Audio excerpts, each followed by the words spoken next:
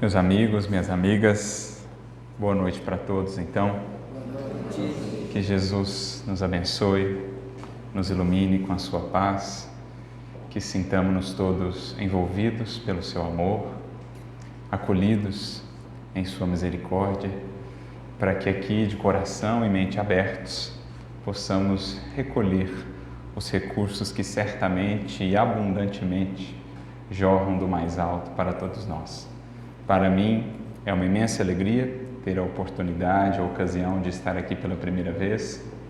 Aproveito o ensejo, lembrando já o dia de amanhã, para parabenizar a todas as mães, homenageá-las, que Maria, nossa Mãe Santíssima, lhes abençoe, lhes inspire em todos os dias da tarefa e da caminhada humana, que seja esta caminhada marcada de muito amor, que é a força transformadora e redentora da vida.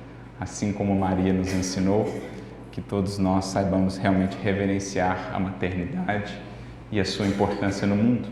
Não só a maternidade biológica, mas também as outras tantas formas de maternar.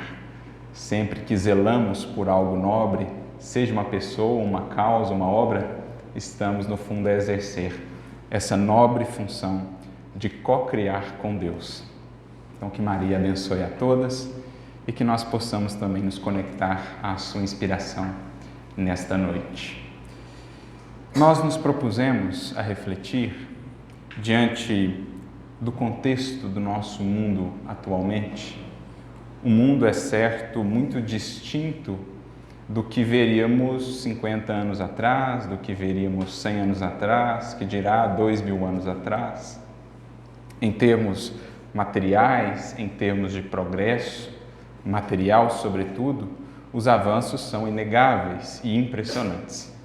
Estamos a falar de um tempo em que já vislumbramos ou almejamos alcançar outros orbes. Já o fizemos por meio de sondas, de robôs, mas se fala até mesmo em outras pessoas.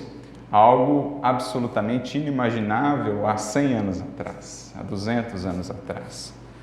Temos uma condição nesses tempos odiernos que nos permite, por exemplo, transmitir o que aqui conversamos, o que aqui debatemos a todas as partes do mundo. Há pessoas que estão nos mais diversos rincões, mundo afora, estão aqui a nos acompanhar em espírito por meio dos recursos tecnológicos. Certamente algo impensado aos tempos de Kardec, por exemplo, quando aqueles primeiros desenvolvimentos no campo da telegrafia, por exemplo, já eram em si impressionantes, no campo da locomoção, com o desenvolvimento do motor a vapor, por exemplo. Hoje nós temos aviões que nos levam de um continente a outro, cruzando o oceano em algumas horas.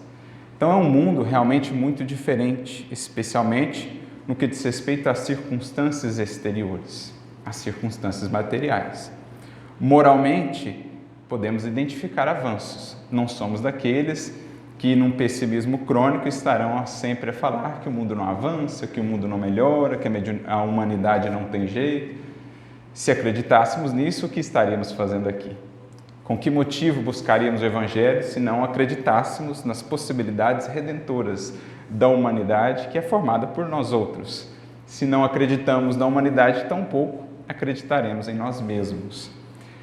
Mas é certo também que, do ponto de vista moral, os progressos não foram tão impactantes e significativos como do ponto de vista material. Os próprios espíritos nos falam a respeito disso. Kardec, por exemplo, terá uma questão muito interessante em O Livro dos Espíritos, que é a questão de número 793, quando ele trata do progresso, ele indaga aos benfeitores como se poderia ser reconhecida uma civilização completa, uma civilização que chegou ao seu ápice. E os espíritos responderão: apenas tereis o direito de vos dizerdes civilizados quando houverdes banido do vosso seio ou do seio de vossas sociedades os vícios que a desonram, o egoísmo, o orgulho. Até lá sereis apenas povos esclarecidos, que hão percorrido a primeira etapa, o primeiro estágio do progresso. E eles ainda acrescentam, para deixar isso bem claro para nós: Credes que estáis muito avançados pelas descobertas, pelos inventos maravilhosos, né, que tendes obtido, no entanto, ainda não vos podeis dizer efetivamente civilizados, não vos podereis dizer efetivamente civilizados enquanto não viverem de fato como irmãos, praticando a caridade.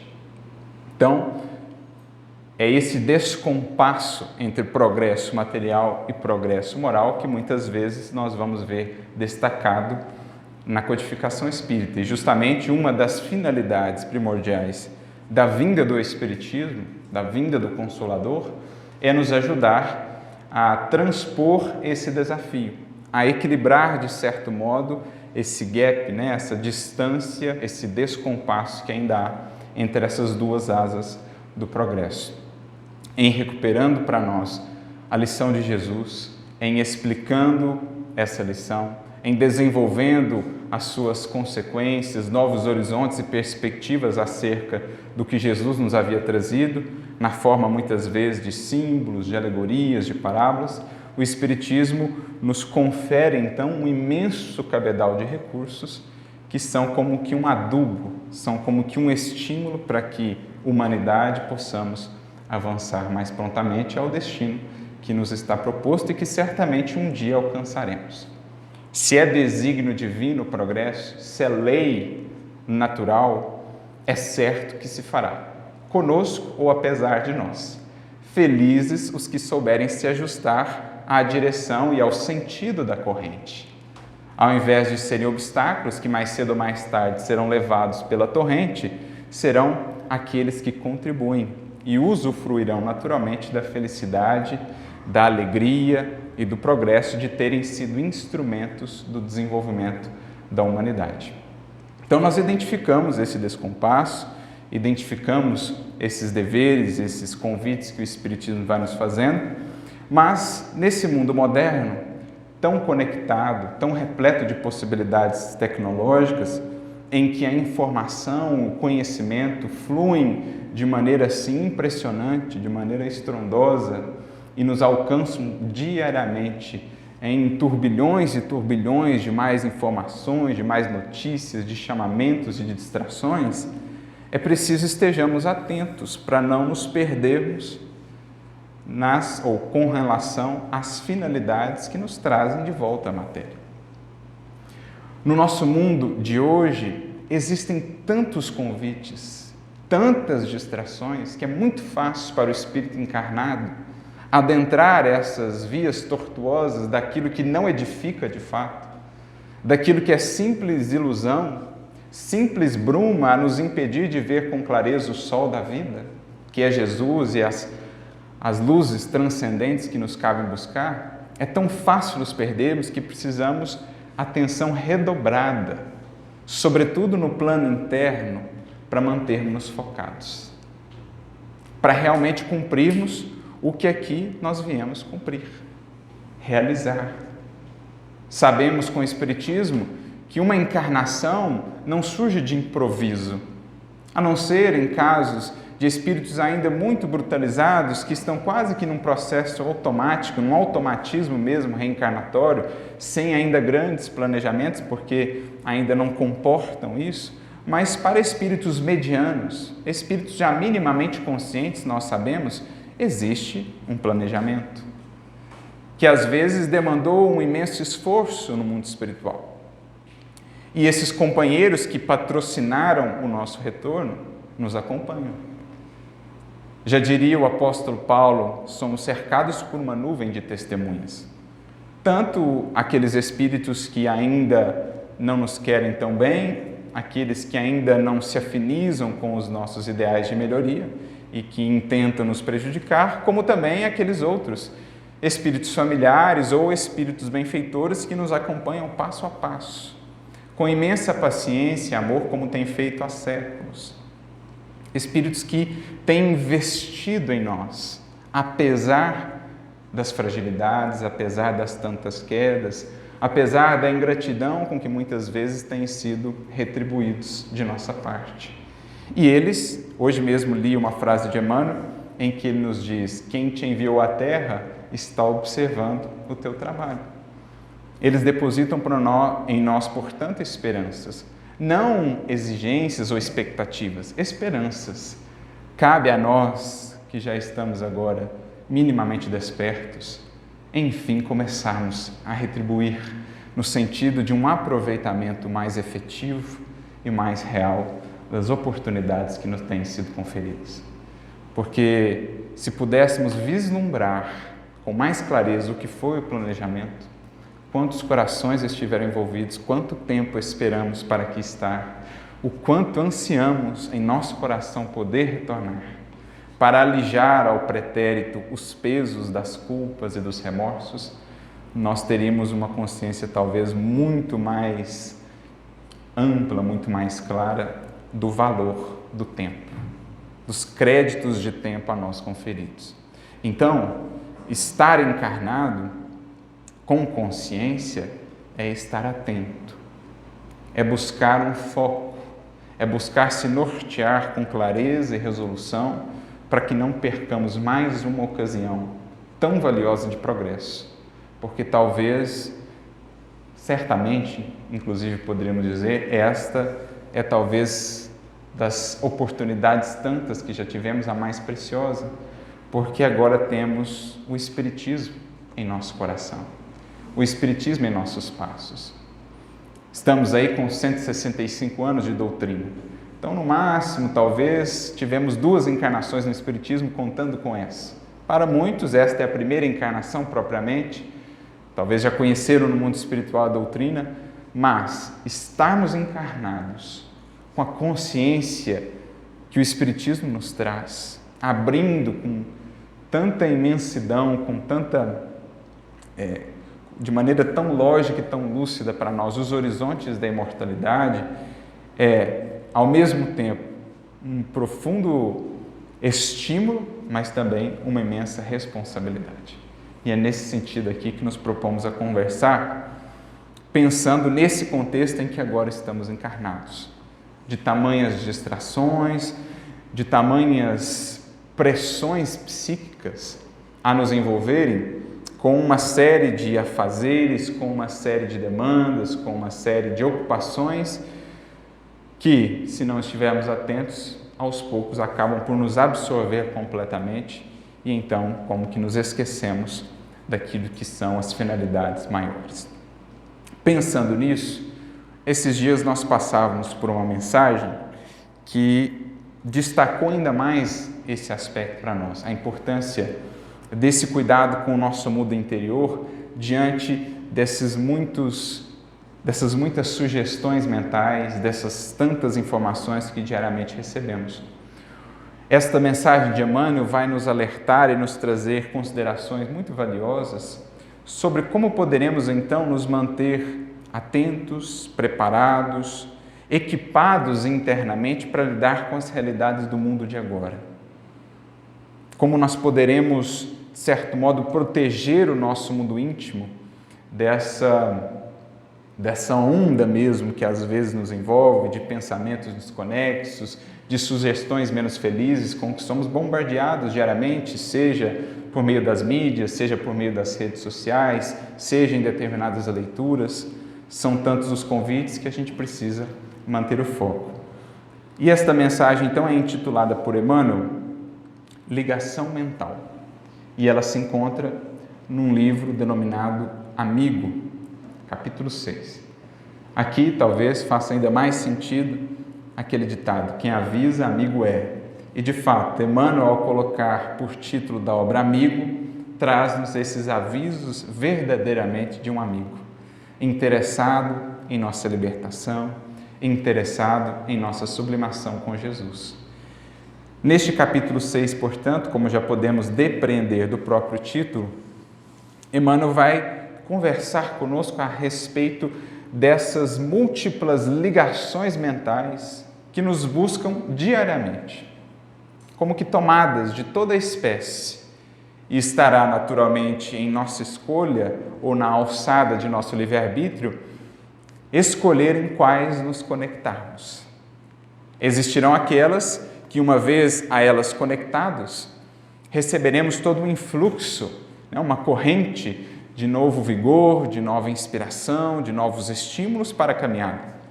No entanto, existirão outras tomadas mentais que, uma vez conectados a elas, ao contrário, seremos levados para faixas ou sintonias das mais complicadas, caindo muitas vezes no desânimo, nos processos de ilusão, alimentando em nós determinados vícios, se dermos brecha a esse tipo de conexões, a esse tipo de ligações mentais. Porque, como aprendemos de maneira clara no Espiritismo, basta lembrar de um livro como Pensamento e Vida, por exemplo, ou as tantas obras de André Luiz, na sua conhecida coleção, nós, em verdade, vivemos imersos num oceano de pensamentos. Há um conceito-chave no Espiritismo, o conceito do fluido universal, como um mar, dirá André Luiz, no início do seu livro Evolução em Dois Mundos. E nós todos, seres, planetas, tudo que há na criação, neste mar, neste oceano, imersos. E a perpassar esse mar, esse oceano em todos os sentidos, em cada rincão do universo sem fim, temos as ondas de pensamentos, de todas as naturezas. Desde as ondas de alta vibração, as ondas sublimes dos pensamentos elevados, superiores, oriundos das mentes já mais depuradas, desde aquelas ondas mais longas, aquelas ondas menos felizes, que nascem ou que são oriundas das mentes ainda entranhadas nas sombras da ignorância, das paixões. E a todo momento somos bombardeados com isso. Mas não só, digamos, desse ponto de vista menos material, via fluido cósmico universal, mas também, pensando em nós aqui encarnados, o que é uma rede social, por exemplo, o que é uma televisão, o que é um filme que assistimos ou um livro que lemos, senão essa mesma troca de pensamentos, ali revestidos das palavras, ali revestidos de som. No fundo é o mesmo processo, um mais material, o outro menos material, mas ambos com a mesma finalidade. A troca desse atributo fundamental do espírito que é o pensamento, que é a força criadora por excelência. Tudo na vida, antes de ser, de vir à concretude, à realização, passou antes pelo pensamento de algum ser. A própria criação existiu antes do pensamento divino. Cada um de nós, antes de virmos a ser, éramos no pensamento de Deus, que nos concebeu e nos criou.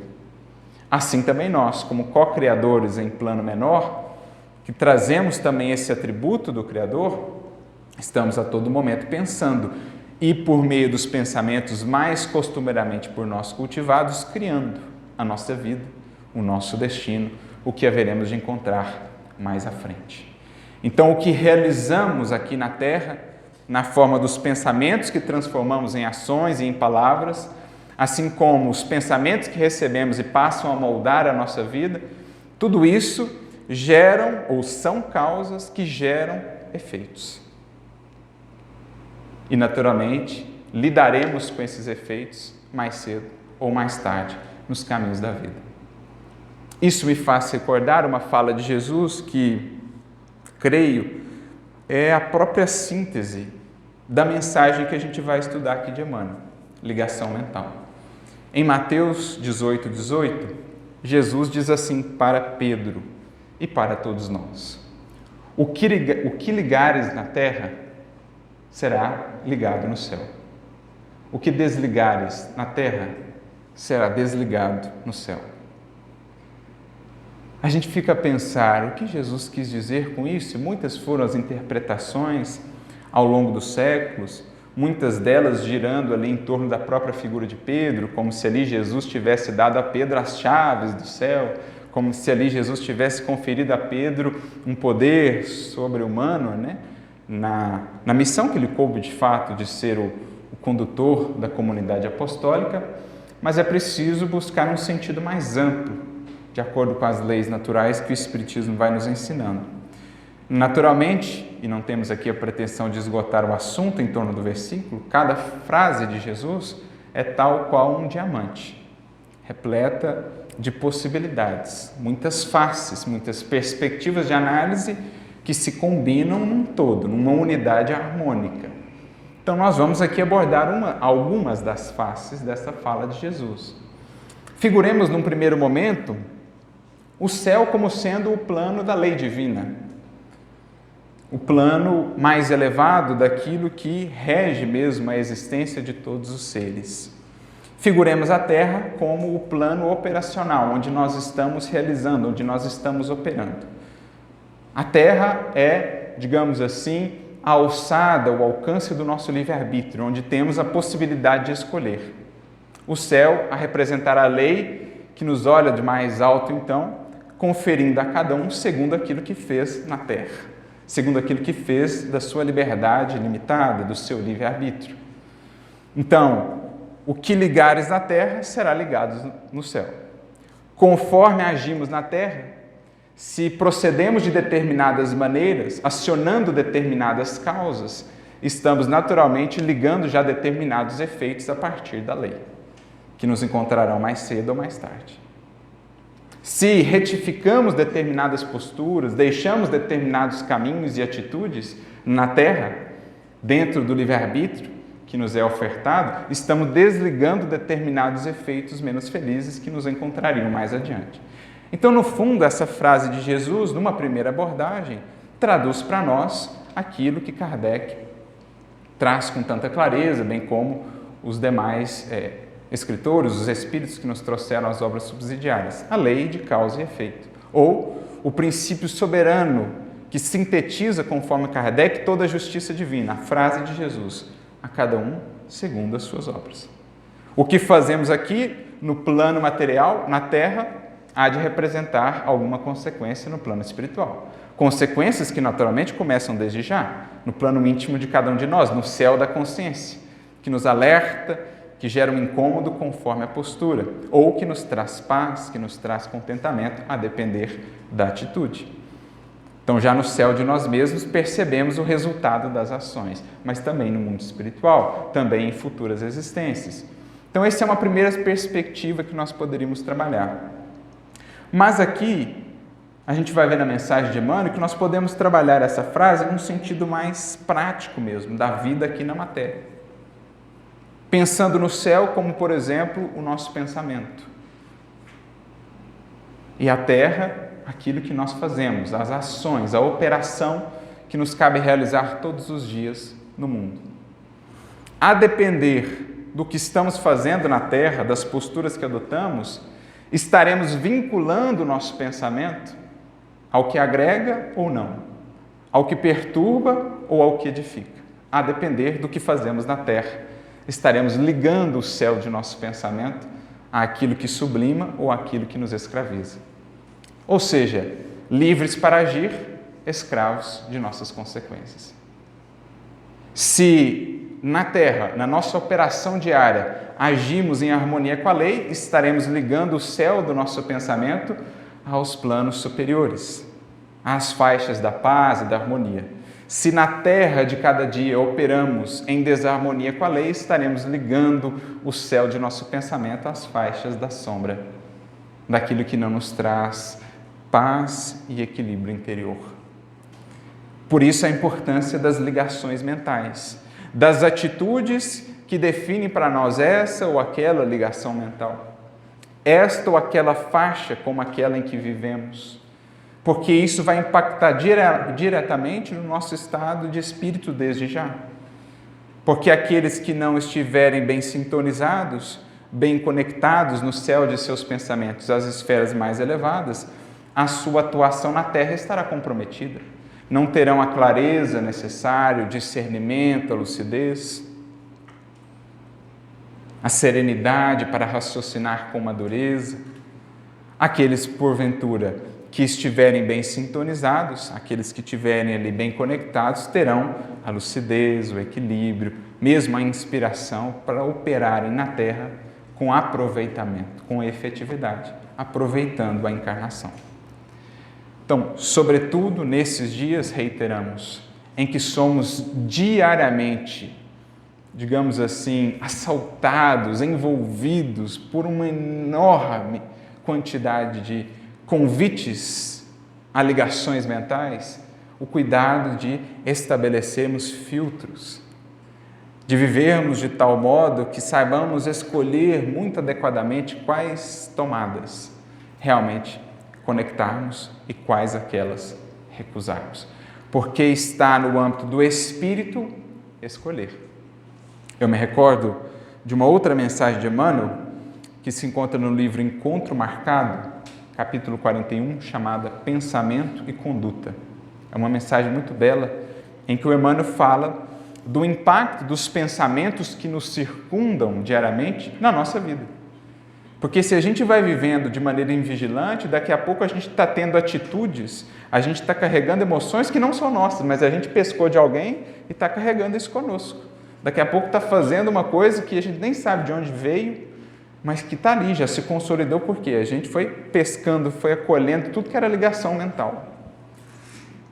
Leon Denis, aproveitando para complementar e fazer a conexão, tem um capítulo maravilhoso no seu livro O Problema do Ser, do Destino e da Dor, que é o capítulo 24, A Disciplina do Pensamento e a Reforma do Caráter, é o título, em que ele fala do impacto da disciplina do pensamento na reforma do nosso caráter.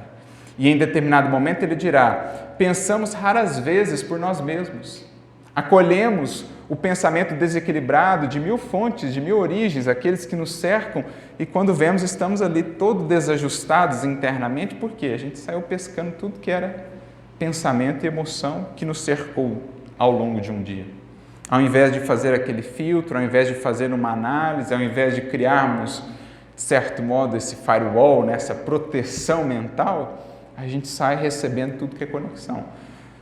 Nos nossos tempos de conectividade, sabemos o que acontece com o computador se a gente não tem atenção ali de colocar um antivírus, de evitar entrar em determinados locais, logo o computador estará comprometido. Assim também o pensamento. É algo muito anterior até à tecnologia que hoje temos, o cuidado em proteger, em imunizar o nosso pensamento. Então, Emmanuel vai nessa mesma linha, nessa mensagem no livro Encontro Marcado, e aí, em determinado momento, ele diz assim: o que é o estado de espírito? Ele usa, entre aspas, nessa expressão, ele vai definir o que é o nosso estado de espírito. E ele diz assim: tensão, angústia, irritação, né? Essas emoções que a gente vai sentindo ao longo do dia, como também otimismo, coragem, confiança e alegria, são, na verdade, frutos de nossa preferência no mercado gratuito das ideias, de vez que o fio invisível das nossas ligações com o bem ou com o mal parte essencialmente de nós próprios. Então, o que Emmanuel está dizendo? Há um mercado gratuito de ideias. Sabe a feirinha? Que a gente vai lá no sábado, no domingo, tem lá uma série de banquinhas, e aí tem uma série de frutos, tem uma série ali de produtos.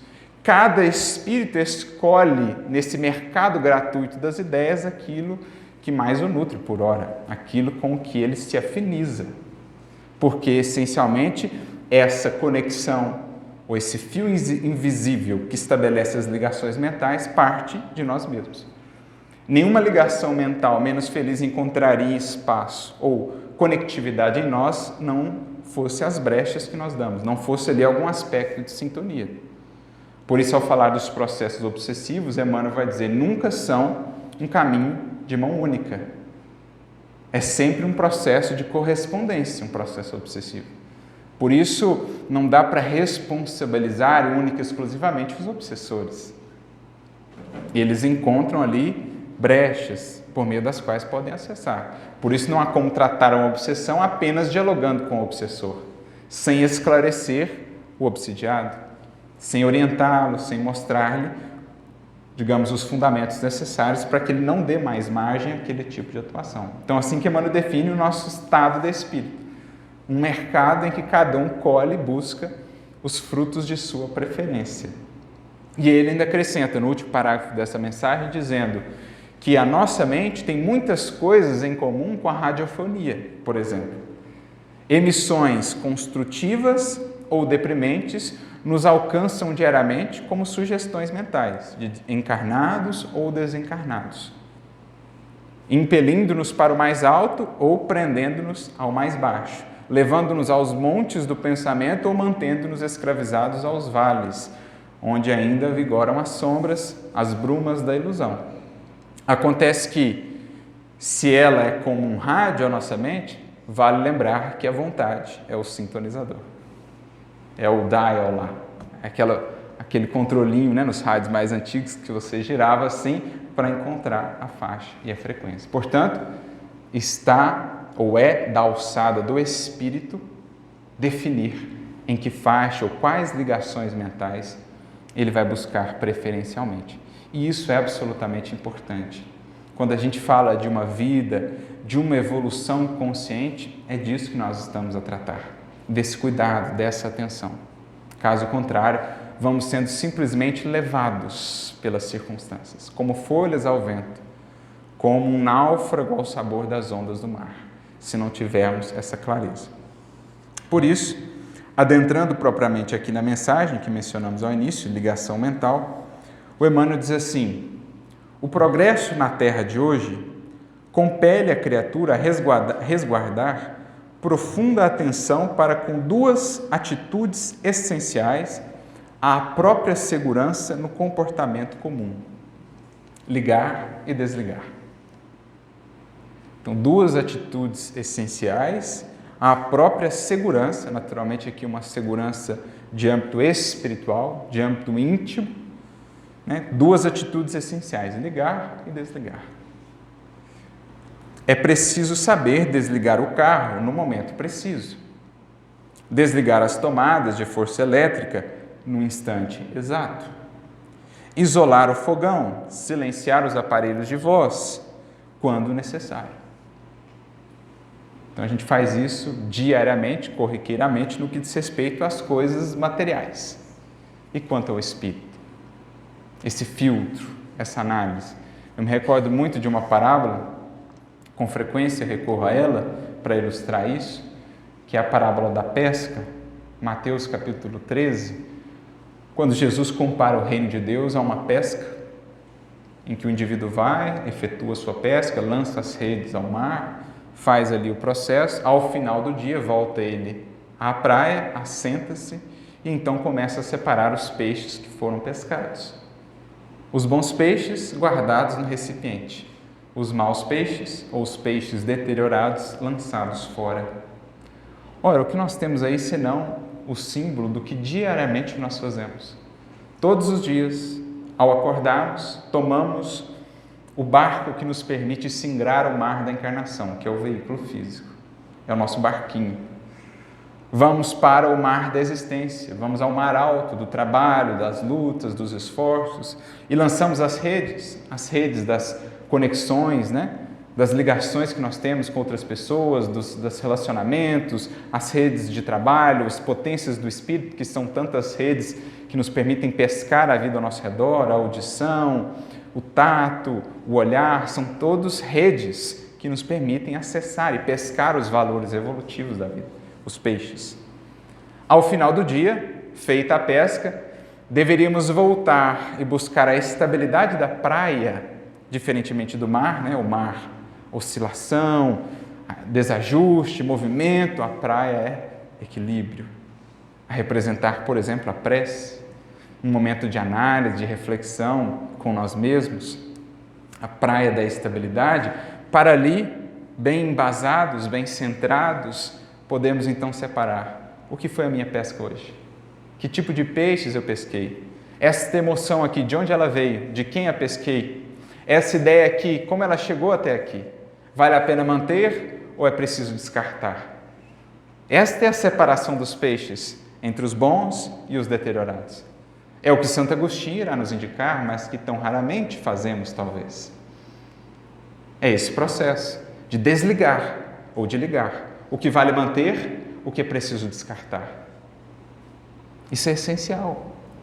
Às vezes, até do ponto de vista material, temos tido dificuldade, porque para podermos nos conectar mais profundamente com essa realidade íntima, precisamos mesmo nos desligar um pouco dessas coisas de fora, das tantas distrações. É música, é série, é rede social, é isso, é aquilo outro, é chamado no WhatsApp, e é tanta coisa, é notícia, E a criatura está sempre ocupada, preocupada e nunca voltada para si. Ela fica nesse movimento ensandecido na superfície de si mesma, incapaz de desligar-se um pouco destas coisas para ligar-se um pouco mais consigo. Por isso Jesus, ao falar da oração, no Sermão do Monte diz: entra no teu quarto mais interno e fecha a porta. O que é o fecha a porta aqui, senão o desliga, desconecta, põe no silencioso, deixa de lado, mas não.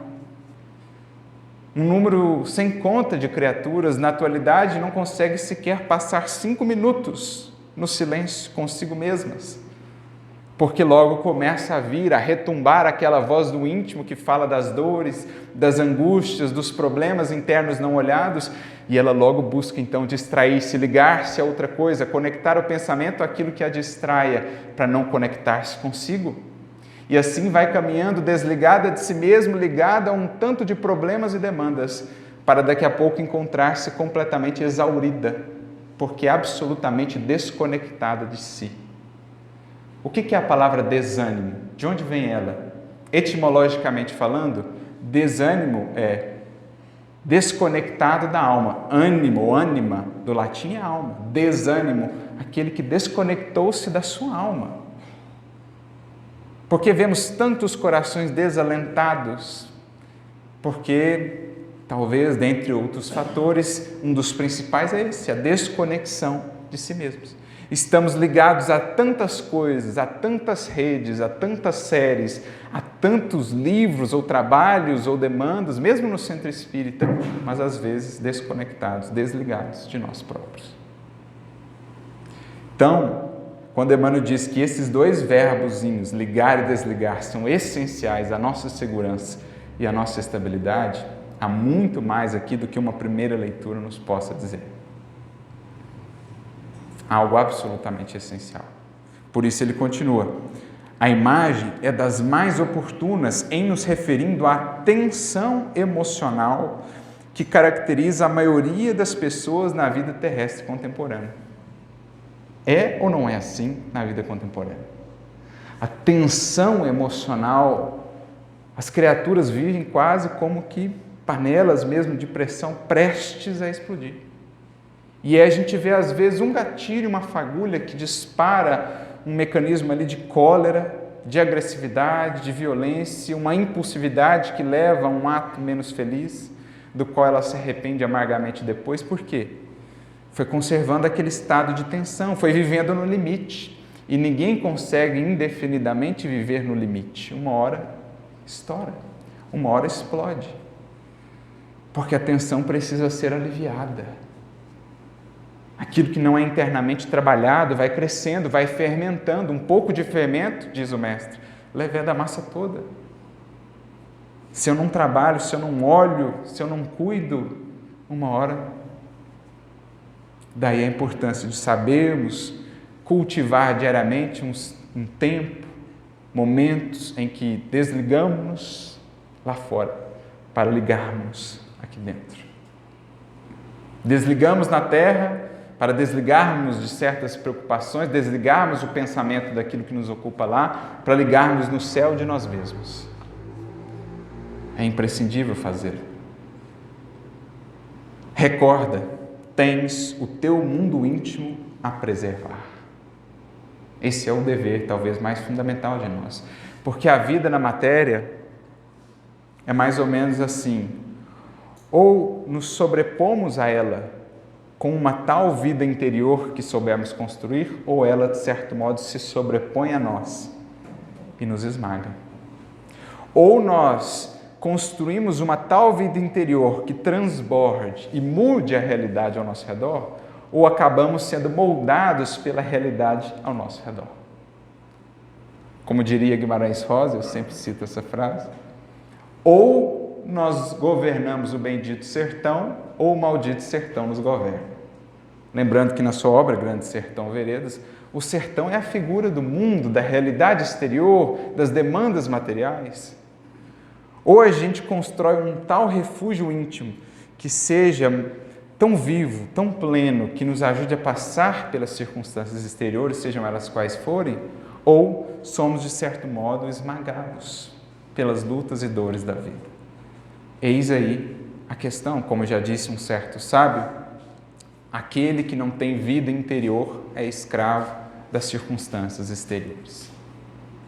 Eis o valor, eis o porquê do estudo, da oração, da reflexão com nós próprios, dos momentos de silêncio, de introspecção, porque a vida em tudo é esse equilíbrio, inspiração e expiração. A maré vai e volta, assim também temos um momento de ação exterior, mas um momento de ação interior. Tudo na vida nos fala disso, dessa complementaridade, oração e ação, como aprendemos com Emmanuel, com Jesus no Evangelho. Então temos esse mundo íntimo a preservar, porque nesse mar da vida, como nós mencionamos no exemplo, estamos aí em nosso barquinho a representar o nosso corpo e as circunstâncias, com as quais lidamos diariamente, mas por vezes esse mar se faz encapelado, por vezes a tempestade é mais intensa, por vezes as lutas se fazem maiores, e se não tivermos cuidado, logo a água começa a penetrar esta embarcação. E o resultado, fatalmente, será, se não tivermos o devido cuidado, um naufrágio. Uma submersão nas dores, de modo que difícil por vezes se torna sair e se erguer. É sempre possível fazê-lo, mas felizes os que se preparam melhor, os que puderem se precaver mais adequadamente, para que saibam singrar esses mares com mais firmeza, com mais fé. Como disse Jesus, quando é buscado pelos discípulos na tempestade, onde está a vossa fé? Em outras palavras, diante de tudo que já lhes ensinei no Evangelho, os recursos justamente para se precaverem nesses dias de tempestade, onde está agora a aplicação disso? A misericórdia do Mestre certamente é infinita, mas quantas aflições absolutamente desnecessárias não criamos para nós mesmos por absoluta invigilância, por absoluto despreparo ou descompromisso com a nossa vida interior. Por isso temos esse mundo íntimo a zelar. O próprio Emmanuel tem uma outra frase em que ele diz assim, que toda criatura que não traçou um caminho de sublimação moral para si mesma, assemelha-se ao viajante entregue no mar ao sabor das ondas. Qualquer criatura que não despertou ainda e traçou um caminho de sublimação para si própria, assemelha-se ao viajante no mar, entregue ao sabor das ondas. Impraticável a execução integral de qualquer tarefa sem a paz de espírito. Reparemos no detalhe, Emmanuel é sempre muito hábil e preciso com as palavras. Ele diz: não é possível, é impraticável a execução integral de qualquer tarefa sem a paz de espírito. Mas eu conheço um tanto de gente que não tem paz de espírito nenhuma, mas está fazendo um monte de coisa, inclusive no centro espírita. Mas aqui está o detalhe, ele falou execução integral. Uma coisa é executar, outra coisa é executar integralmente. De alma presente, fazendo melhor, com o máximo de aproveitamento. Uma coisa é entrar num ativismo louco, fazendo um monte de coisa, abraçando um monte de tarefa, para se encontrar daqui a pouco completamente exaurido, completamente consumido. Outra coisa é fazer com qualidade, com presença de espírito, refazendo-se, revigorando-se com a própria tarefa. Porque, diz Emmanuel, o bem revigora sempre, o mal que extenua o espírito. Como a gente não consegue estabelecer essa serenidade íntima, a gente vai fazendo tudo aos atropelos e aí nem a tarefa fica tão bem executada, nem nós tiramos o máximo da tarefa. E às vezes saímos dela exauridos. Isso vale para a atividade espírita, isso vale para a vida profissional, isso vale para a convivência no lar, para o que quer que viermos a fazer. Para executarmos integralmente e por isso entendamos, para extrairmos o máximo de cada experiência, só com serenidade íntima, para captar a inspiração do alto, para entender as melhores ocasiões, o tempo adequado de cada coisa, de cada pessoa, para captar mesmo a circunstância em todos os seus detalhes, só mesmo um espírito sereno para refletir com clareza a luz do mais alto. Como um lago. Só o lago sereno será capaz de refletir tanto a luz do sol como das estrelas. Um lago em perturbação, a gente só vê pálidos reflexos. A mente serena reflete a luz com mais naturalidade e espontaneidade em tudo que faz. Para isso, é imperioso desligar o pensamento das questões que te possam afligir sem necessidade. Então nós estamos aqui, mas pensando no problema lá, o problema acolá, na pessoa lá, quando a experiência aqui nos convida a conectarmos com o pensamento dos benfeitores, com o pensamento do Cristo. Mas se o meu pensamento está ligado lá fora, dificilmente eu me conecto às ideias, às inspirações que aqui estão neste salão, estamos nelas imersos. Os benfeitores aqui irradiam inspirações do mais alto a todas as mentes que sintonizam, mas quantas estarão inabilitadas porque ligadas a outras coisas? Porque não souberam desligar lá para ligar-se aqui. É o que Emmanuel está dizendo. Imperioso desligar o pensamento para conectarmos ao momento, extraindo o seu melhor. Nunca te desinteressares do bem a ser levado a efeito. Ou seja, é muito diferente de indiferença, de não se importar, de pensar só em si. Os outros então com seus problemas, o mundo com seus problemas, que se virem. Não é isso. Mas de que me adianta ficar sofrendo tanto pelo problema que está lá 2.500 quilômetros de mim e desatento dos problemas que estão aqui, em que eu posso ser mais útil? No momento devido, eu dirijo uma prece, imito meu pensamento para lá, mas na hora de agir eu preciso me desligar daquela preocupação lá para operar aqui. Porque se eu ficar todo o tempo preocupado com todos os problemas do mundo, eu não faço nada. Como alguém que quisesse entrar em todas as portas ao mesmo tempo, ele dá de cara na parede. Então a gente precisa saber a hora de cada coisa. Não é se desinteressar pelos irmãos que estão lá longe, passando por uma dificuldade, mas no momento devido, emitir uma prece. Quando o dever me chama aqui, me desligo de lá momentaneamente, me conecto aqui para aqui operar. É isso que explica a capacidade realizadora dos grandes espíritos. Eles não ficam com conexões que lhes roubam a atenção, eles não se prendem excessivamente naquilo que por hora não pode ser resolvido. Eles passam por lá, deixam um pensamento positivo, mas concentram-se no que tem a operar. Porque se a gente ficasse aflito e angustiado a todo tempo por todos os problemas do mundo, o que poderíamos fazer? Estaríamos na inutilidade. Imagina o Cristo de Deus. Claro que a sua mente tem possibilidades de conexão que sequer conseguimos abordar, mas imagina o quanto ele não precisa fazer esse trabalho de estar todo momento conectando-se, focando, conectando-se, desconectando-se, porque eles também, se ele só se conectasse às dores do mundo, sem a operação, o que poderia ele fazer? Então Jesus está a todo momento fazendo essas conexões e operando, realizando, sem nunca perder a conexão com o mais alto.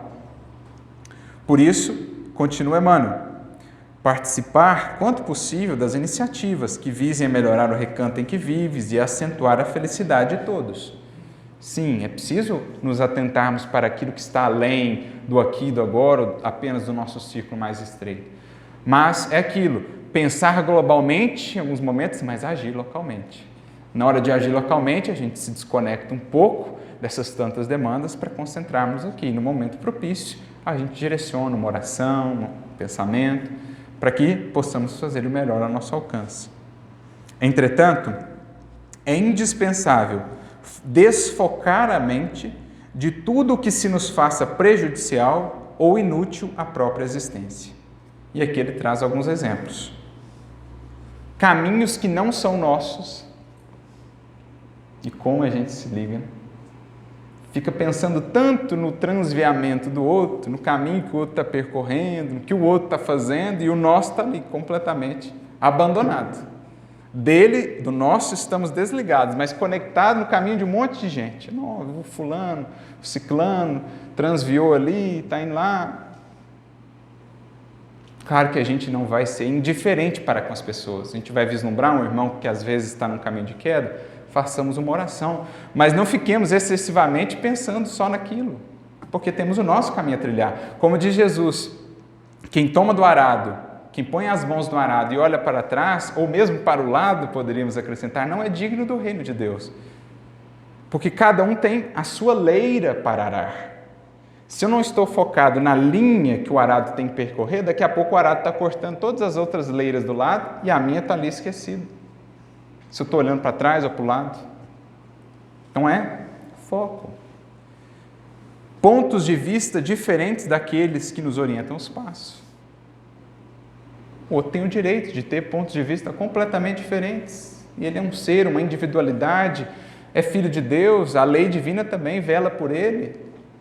Então, dê ao outro, como dizia o Chico, o direito de serem quem são, mas a nós vamos dar sempre o dever de sermos a cada dia melhores. Amigos conscientes e responsáveis que se afastam do melhor a fazer. Um amigo que às vezes afastou-se do trabalho espírita.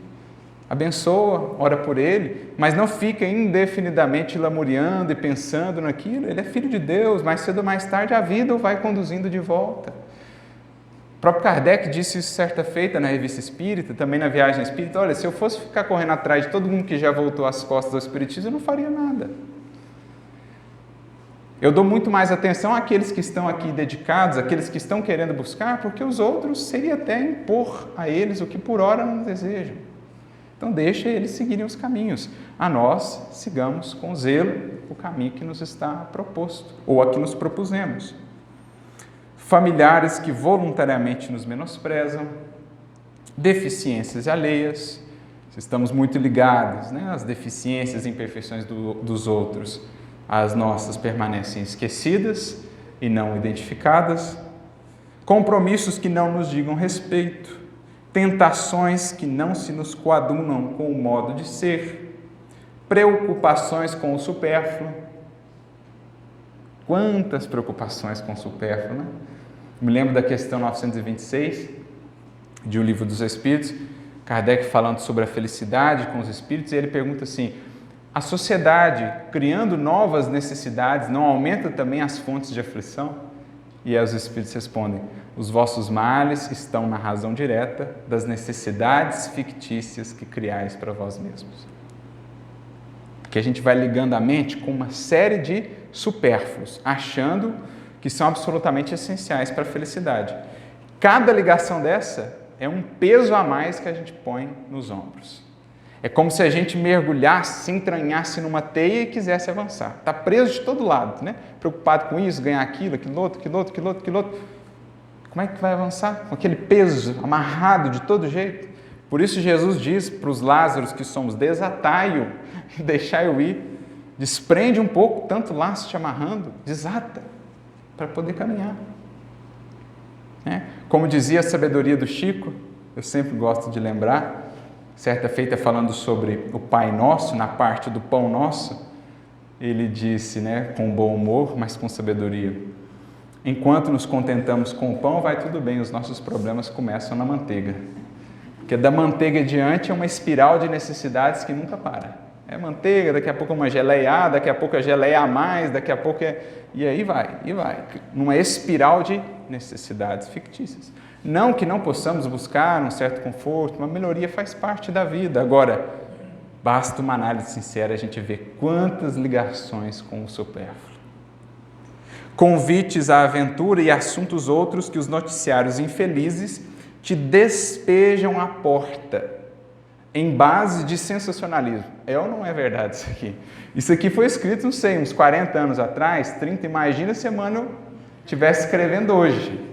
Porque é toneladas que chegam, ou pela TV, ou pelas redes sociais. Se você não souber filtrar ali, daqui a pouco você está atolado num pântano de pessimismo e de revolta e de raiva, porque a gente vai se deixando tomar. São temas em cujo desdobramento os nossos créditos de tempo cairiam na vala das horas perdidas. Créditos de tempo. Dos patrimônios mais valiosos da vida, o tempo, que às vezes a gente lança ao desperdício. São ferramentas que chegaram potencializando muitas trocas, sim. Informação circula muito mais rápido, a gente conhece outras pessoas, ótimo. Mas às vezes a gente olha, já se foram 5 horas e a gente não fez nada de edificante. E os créditos do tempo? O Emmanuel, certa feita, quando indagado, mas Emmanuel, você que é um espírito tão ocupado, como é que você sabe tanto assim de evangelho? Ah, meu filho, aproveita a bênção dos minutos. O que são 15 minutos com Cristo, bem aproveitados? Meia horinha que você tira para uma leitura, no meio do caos do dia a dia. Aquilo às vezes é o seu recurso de salvação. É o momento em que você faz a desconexão com aquelas ligações perturbadoras e se reconecta com o mais alto. Quanto mais amplos os domínios da evolução, mais vigilância se nos pede ao senso de escolha. Evoluir, gente, é maturar o senso de escolha. Evoluir é ganhar em discernimento, em bom senso, como diz Kardec. É entender com Paulo que tudo me é lícito, mas nem tudo me convém. Que tudo posso fazer, mas não me deixarei prender a nada, acrescenta ele. Isso é maturidade, isso é sabedoria. Senso de escolha mais apurado. Aplicação mais adequada dos créditos do tempo. E ele então conclui: em favor de tua segurança e em auxílio à tua rentabilidade de trabalho, porque o trabalho rende muito mais quando a mente está serena e bem conectada, é preciso aprendas na esfera do pensamento a ligar e a desligar para essa ou aquela experiência, a fim de bem sentir e melhor produzir. Bem sentir e melhor produzir. Então, para que a gente saiba ligar com proveito na terra, saibamos também ligar com proveito no céu e vice-versa, né? Para que a nossa atuação aqui na experiência material seja efetivamente proveitosa, que a nossa atuação diária dentro do nosso livre-arbítrio possa ser coerente, possa ser lúcida, porque assim estaremos sabendo ligar na terra para ligar o céu de nossa mente, do nosso pensamento, com o mais alto, com o transcendente, com o futuro que nos espera, né? Com aquele nível mais elevado que diz Calderaro, André Luiz, o superconsciente, o nível mais alto, o patamar mais elevado da nossa casa mental. Que a gente saiba fazer isso, desligando na nossa atuação diária aquilo que não agrega, aquilo que nos prende, para ligarmos sempre e cada vez mais com o pensamento e com o coração de Jesus.